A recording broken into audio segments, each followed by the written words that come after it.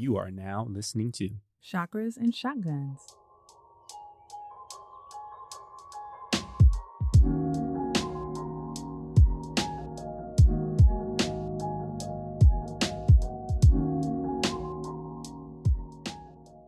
Welcome to Chakras and Shotguns, the podcast that guides you on a journey of spiritual development and personal preparedness. I'm Jen, a former lawyer, a yoga teacher in training, and human design lover. And I'm Mik, a marketer, energy healer, and prepper. This is episode 61.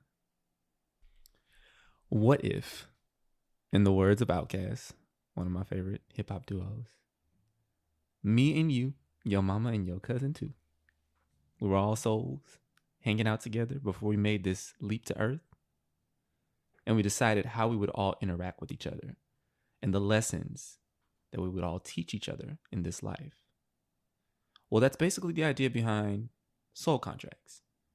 It's an idea that was popularized by the author Carolyn Myss in her book, Sacred Contracts. We'll get into what soul contracts are and how we can benefit from identifying them.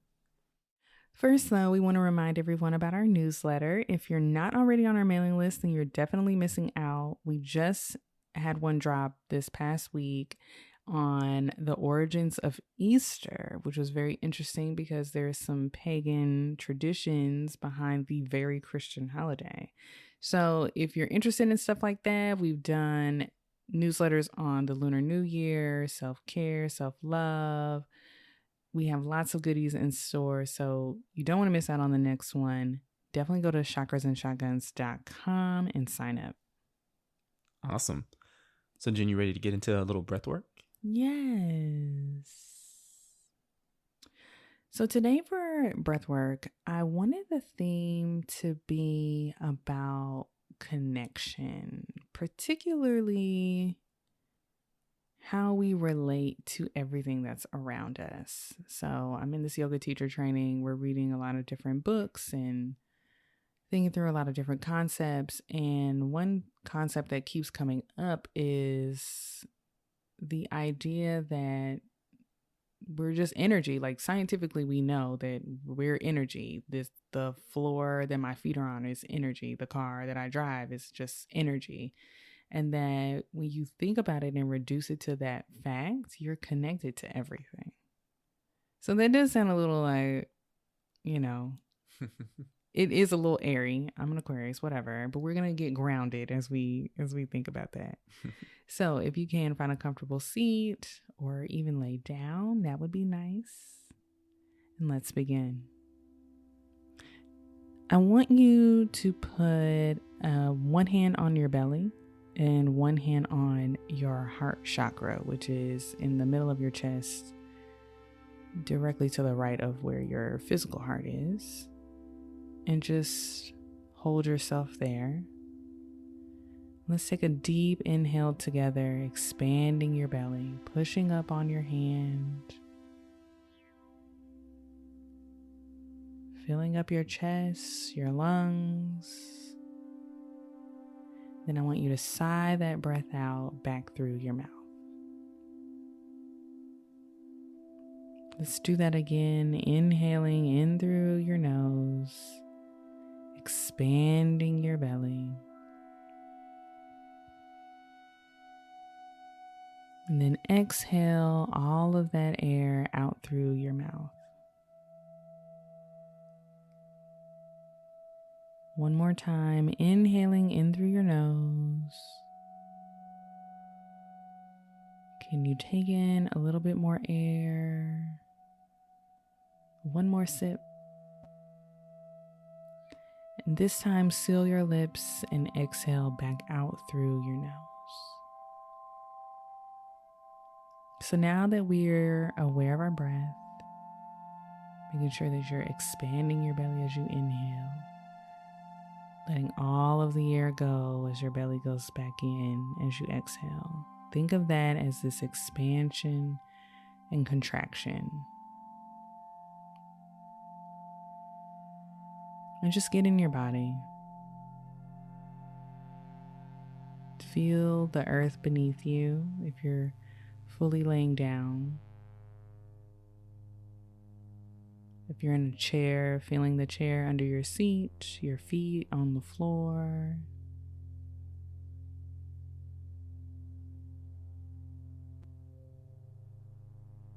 And just feel yourself ground and get rooted as you connect with the earth.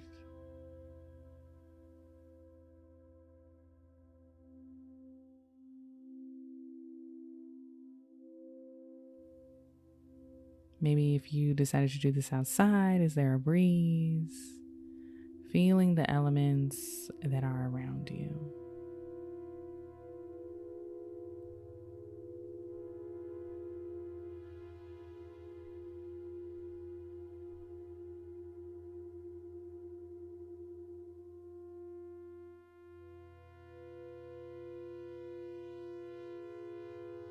Let's show ourselves gratitude for this breathwork practice. Gratitude for the energy that is just like us, the people that are also energy, that we're all connected, that we're all just living out this earthly experience.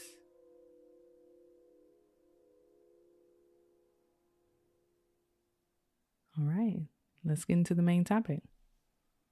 All right, thanks, Jen. Let's talk soul contracts. What exactly are they? So the concept is based on the idea that we all have a predestined plan that our souls agreed upon before incarnating on Earth. The soul contract is an agreement made between two or more souls to aid in your individual personal growth. And the idea is that our souls know what lessons we need to learn before we're even born. So, what do I want to experience in this life? And so we create these contracts to help us achieve those lessons. So I like to think of it as like, Jen's soul, it was like, I'm not going to say the year, but it was getting to be about that time. And it was like, yo, okay, you're going to be born in February, it's coming up.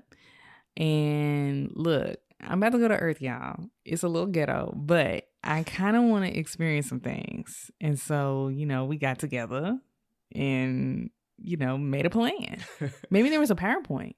Maybe there was. I'm just thinking about that Indian dude saying F your PowerPoint. Sorry. Tangent. But no, I think about like that movie Soul that we watched with the kids. And so if you haven't seen the animated movie Soul, it's super dope, one. But in the movie, they show these little animated souls like hanging out in this kind of in-between land between like, the actual start of their lives and the end of their previous life.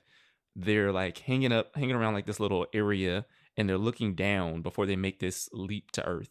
And so imagine like you and your siblings and your close friends, and y'all are all like hanging out in this space, and y'all like, okay, these are the things I need to learn. So I need you to fight with me about this. I need you to agree with me on that. And you're just like mapping out this whole kind of map of lessons, I guess. The one thing I would say is a little different. Like Soul is a great movie. Everybody should watch it. The one thing I would say is a little bit different from how I've heard it explained is that, so in Soul, the souls that were waiting to come to Earth were like childlike, very like baby-like souls. Yeah, it's a kid's movie. They want to make them cute. Right, it's a kid's movie. But like I imagine like the sage ancient wisdom that is Jen's soul by the time I leave this incarnation was like, all right, you're going to come in, you're going to say some bullshit to me on the playground at age 7. And this is going to stick in my head for like 20 years. I'll eventually go into therapy to work through that shit. That's when you come in, okay? I'm going to have some other therapists, but you're going to be the one I stick with long term, all right? You're going to be the boss from hell. Sorry, but this is how it's going to work out. Like and I know like the definition is like 2 or more souls. I've heard people who say like, that this is all a play and we're all playing our parts, and that every single person that you interact with, like the dude in the drive-thru at Wendy's, then like mess up your chicken nuggets, to like you, Mick, like to you, like every single person is like, okay, you're gonna bump into her on the street and then she gonna drop her phone, but that's okay. But that's all you gonna do. So that's it. It's just, I love this range you created. It's the chicken nugget chef on one end and it's me on the other end. And everybody else is just kind of in between. well. That's really funny to me. So yeah, you're on the extreme, soulmate. I feel like soulmate level. We talking about soul contracts. Soulmate level should be on the extreme of that range. So yes, it's giving soulmates. It's giving destiny. But I'm not gonna lie, like the first time I heard about that, I was like, oh, okay. So like the friend I fell out with, or that boss from hell, like these people are supposed to be in my life to give me the hard lessons. Like that, and that's slight work, and so like that could be hard to sit with, but we'll keep going. I'm sure I'll have more to say about it as we go on. So let's talk about where this idea of soul contracts even comes from. As with a lot of super old concepts, it's hard to pin down like the exact moment where like some person was sitting there and they first came up with this idea or first discussed it or had a download or whatever. It's hard to kind of pinpoint it. But there is this one 20th century psychic and spiritual teacher named Edgar Cayce. And he is associated with some of the earliest ideas, documented at least, around pre-birth planning and soul agreements. So Cayce believed that each soul incarnates on earth with a specific purpose, and that we choose our parents, our circumstances, and the lessons we will learn before we are born. His teachings on this subject influenced many later authors and leaders around this idea of soul contracts. And if you're thinking that like this is just like some random dude who just kind of made this up, and like maybe there's some support with like psychics or whatnot, but also looking at past life regressions. We talked about that in episode 52 with Marcy Barron, a past life regression practitioner. Mik and his past life regressions, you saw your brother, you've seen one of our daughters in another one. And so it's not a hard jump to say like, I'm seeing these same people pop up in different lifetimes. It's not unfathomable that we sat down at a work potluck to decide what Mik's next life was going to look like. Quarterly planning meeting. I also like to think about how some of these spiritual concepts relate back to our upbringing, right? We grew up in the church, and I wanted to just see, like, is there any sort of connection or mention of soul contracts or anything around soul contracts in the Bible?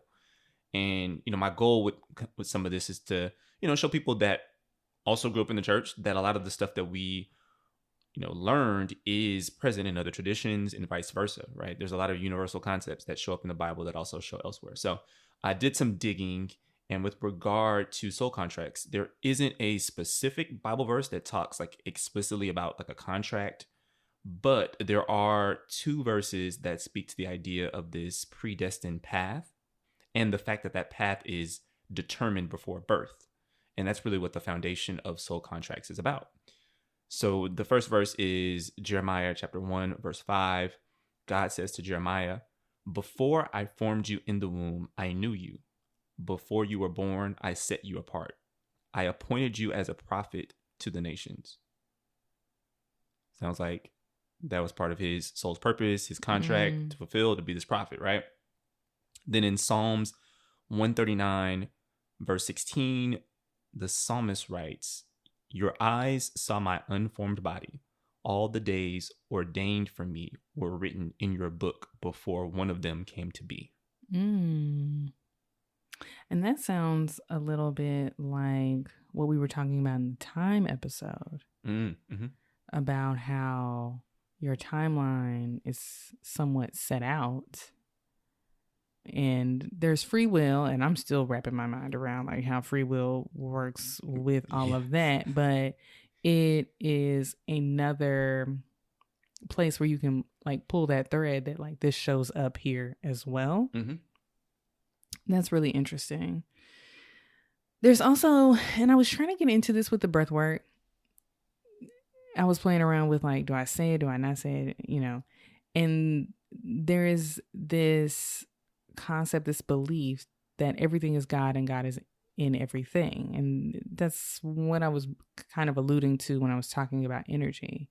And there is I don't want to say like school of thought, but there is a way of conceptualizing God, source, spirit, energy as this universal source of energy of which we are a part of. Mm-hmm. And when I say we, I mean like this plant out the corner of my eye, like the beach, the oceans, me and you, all of it is all part of this one almost inconceivable, huge source of energy and light. And so when you think about it like that, and then you read those scriptures, it's like, oh yeah, well, of course, like I set you apart. Like I pulled you out of myself. Going further into that, there is a belief that we are all incarnations of God experiencing the human experience. Mm-hmm. And so when it's just like, I set you apart, it's almost like I set you apart from me. Like I pulled you apart from myself to experience this life as a prophet when he was speaking to Jeremiah. Mm-hmm. So there's that. Now, I'm pretty sure the first time I heard about soul contracts was in my very first reading with the incredible Melanie Espron. She is an intuitive and Reiki energy healer and just like an amazing person. And we had an episode with her as well, way back. Yeah, we got to get her back on. Yeah, she's fantastic. And this is the first time I had ever sat down with a quote unquote psychic. And I was like very skeptical. I said, no, I'm not going to tell her anything. I'm not going to say nothing about my life.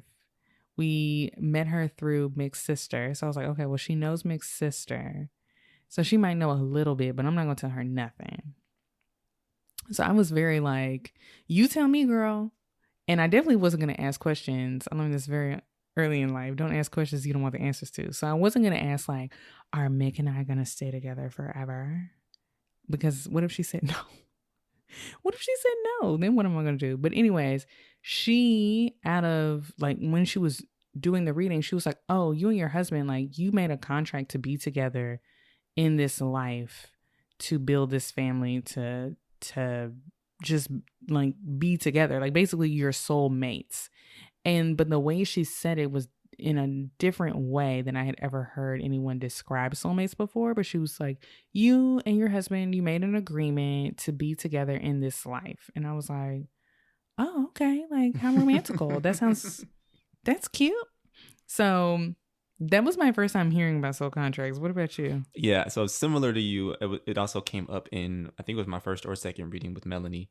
And she told me about the book, actually, Sacred Contracts by Carolyn Miss. And so in that reading, she was specifically saying that me and my siblings had made a soul contract or a sacred contract, and that I should read more about them in this book, right? And that like we had this agreement about how we were going to experience life and who our parents were going to be, et cetera, et cetera. And I had never really heard of the concept. And so I did that. I went and bought the book. I was in my trying to read everything phase. I think I'm back in that phase right now, actually. I got like 7 books that I need to get to. But early on, I binged a bunch of books, and this was one of them. And so I actually wanted to talk a little bit more about that book. So again, it's Sacred Contracts by Carolyn Miss. And Carolyn Miss is a medical intuitive.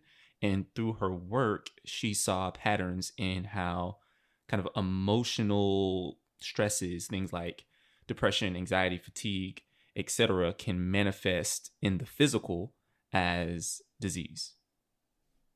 So some key points from that book.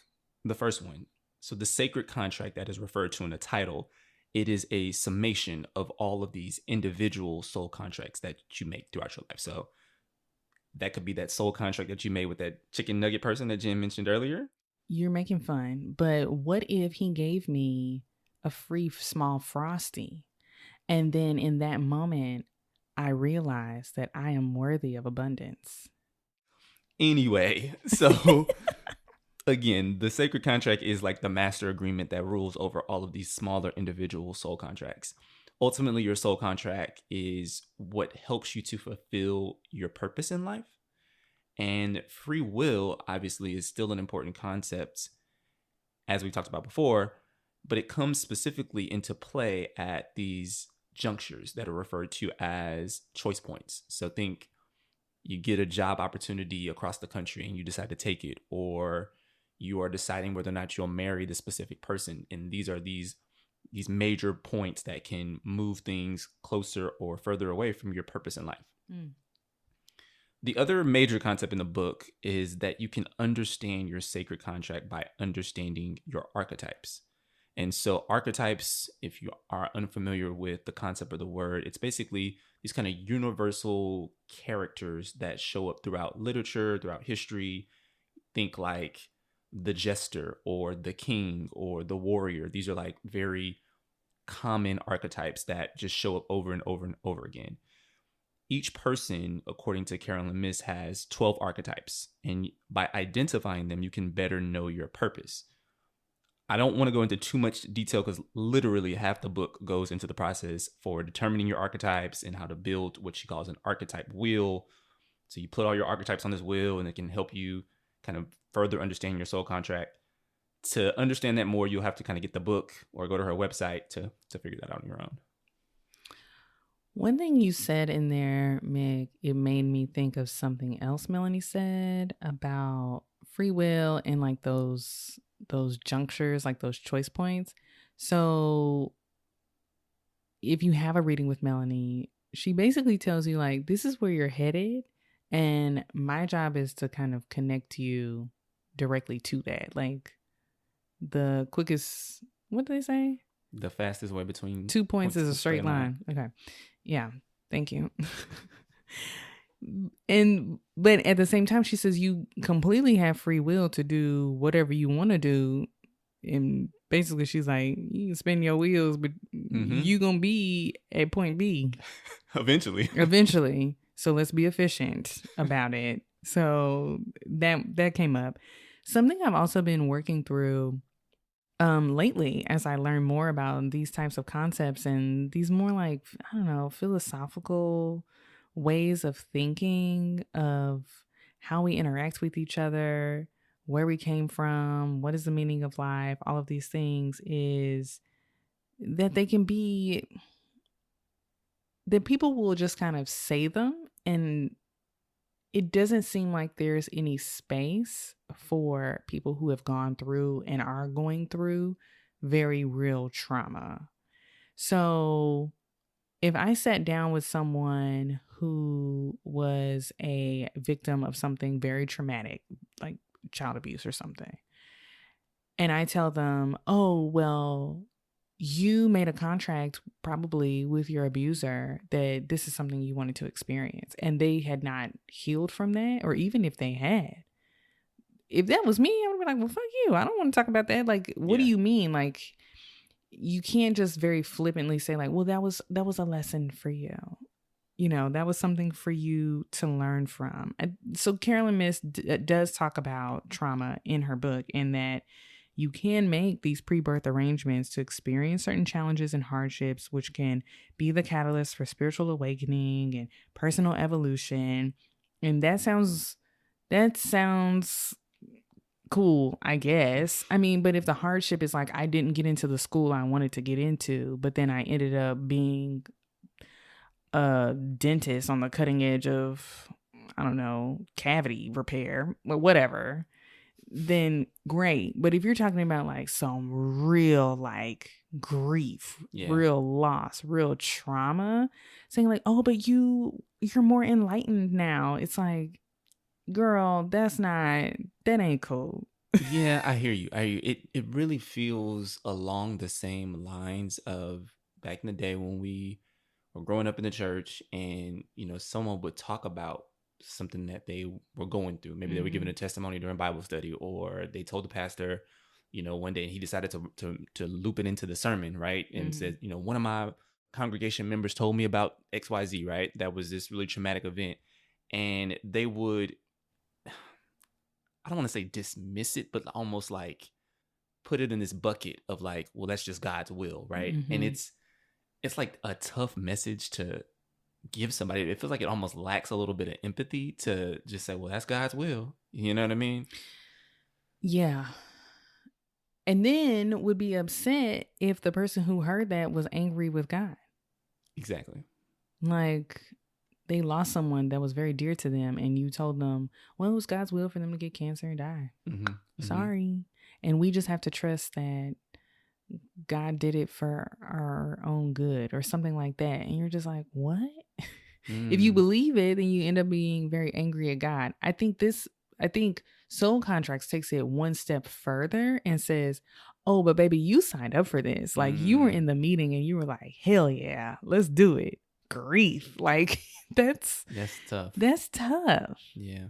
I think what can be tricky about that is either, I feel like it can negatively go one of two ways. Either you're very hurt, you shut down, you're like, I don't want to hear anything else this person has to say. They did not hold me with any type of care, any type of grace, any type of empathy or understanding for what I'm going through, right? Or you buy into it and you're like, yeah, this was all for my spiritual evolution and my spiritual awakening.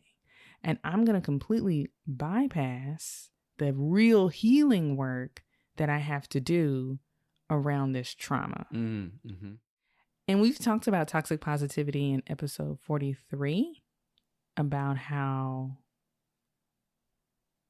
sometimes the spiritual girls want to be more positive and love and light. And, there's still the dark. There's still the shadow work. There's still the real shit that happens to us that we have to heal ourselves through. And you don't get to just skip over that. Yeah.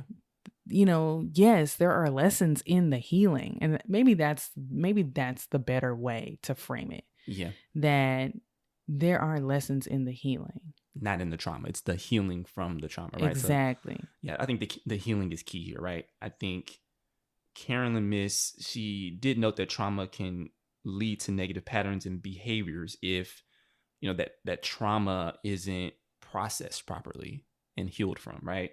She suggests, and we definitely agree about this, that you work through trauma with the support of therapists or other healing professionals in order to integrate the lessons and wisdom gained from that experience, right? Mm-hmm. So Caroline Miss discusses the archetype wheel, and archetype identification is one way to identify your soul contracts. And remember, Mik said we ain't getting into all of that, so go by the book. Let's talk about... It's like 300 pages. I can't tell you about that in 30 minutes on this podcast. Cliff notes with Mik. Let's talk about some other ways that you can tap into your contracts without having to buy the book. No, I'm just kidding. You can connect with your higher self through meditation. Quieting your mind, getting still can help you to tap into the wisdom of your soul and remember your soul's purpose. Reframing some key moments of conflict. Reflect on some conflict that you've had in the past. Think about how those moments influenced where you are today.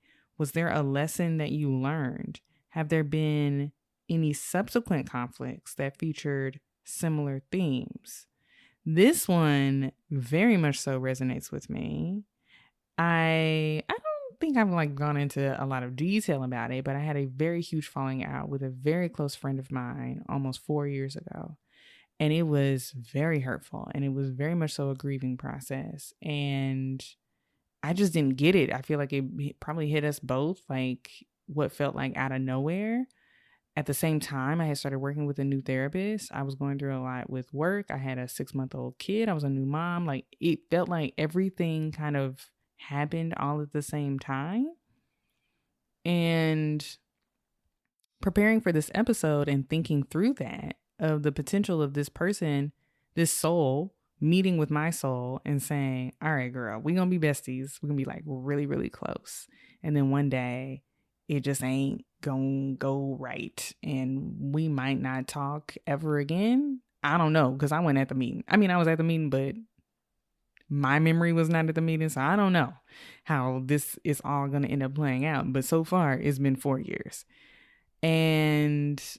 But there were huge lessons there for me on boundaries and communication and love and how we speak to each other and families of origin and how I handle conflict. And like, there were very, very huge lessons, to the point where I have interacted with people since and been better able to navigate some of the harder things about interpersonal relationships or conflict, really. Like, I feel like I am stronger for it, even though it was really hard. The last tip that we would share about identifying your soul contracts and your purpose is working with some sort of practitioner. This could be a therapist, a life coach, a spiritual advisor. A past life regressionist could also be key here. I am blanking on where I read this. I'm sorry. I can't remember what book it was in. But someone was in this book. There was a story about this man who was having a hard time with, I think it was like a coworker or maybe even a boss. And he happened to do a past life regression. And I don't think he was like, hey, I'm having this hard time. I think he just wanted to do a past life regression. Turns out that boss had killed him in another life. Had him like drawn and quartered, like on some medieval shit. Like, it was gnarly. I don't know how, like, I'm on Indeed. I'm on, what's it, monster.com? What was that? LinkedIn. I'm on LinkedIn. On LinkedIn. I'm putting my resume out there, because let me tell you something. What I'm not going to do, like, how you going to, like, HR is going to be like, hey, like, what's going on? Like, you know, you seem checked out. It's like, that motherfucker trying to kill me. Should I take out your favorite bitch? Shout out to Miley Cyrus. You're silly.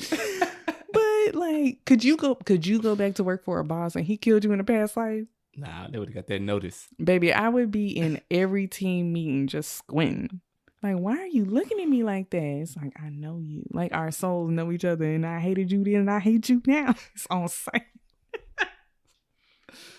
But yes, past life regressionists could be key of just, you know, seeing what comes up, seeing what there are lessons in my past life regression that definitely translate to my life now. And, you know, I don't think that was a coincidence. Or definitely things I was experiencing at that time. Mm-hmm. So that could be a really cool modality to check out. For sure. All right. So just a couple of things to take away from all of this talk about soul contracts. So understanding your soul contracts can help you understand more about your purpose in your life and provide some meaning for you. It can, as Jen mentioned, help you identify some patterns or lessons that you can learn. And it can also help you make decisions that are best aligned with your purpose. And that's ultimately what we are here for, right? Trying to get closer to our purpose. Yeah. There are a lot of people I've talked to recently who don't even know like what they want out of life. Like, they have a very hard time figuring out what the next step forward is. They don't know. Even when I ask them, like, maybe from a human design perspective, like, do you feel hell yes, hell no about anything? If that applies to them. And they're like, no. And so my hope for this episode and other things that we talk about is to give you different tools, modalities, ideas, inspiration for getting to your true self, whether that's like getting out of your head and getting into your body, which is something I'm very passionate about, but also getting closer to figuring out what the hell you're supposed to be doing while you're here. Yeah. And, you know, just cutting out all of the noise and just finding clarity. I think that's something that a lot of people are really struggling with. And like, I even struggle with, but I pull on these different tools to help me get there. Mm-hmm. So hopefully this was helpful. All right, guys, before we go, we do want to remind you again to sign up for the Chakras and Shotguns mailing list. As Jen mentioned at the top of the show, we share a ton of great tips in our newsletter that goes out every 2 weeks. You definitely don't want to miss out. So sign up on chakrasandshotguns.com. And finally, if you're loving the show, please subscribe and give us 5 stars wherever you listen. Namaste.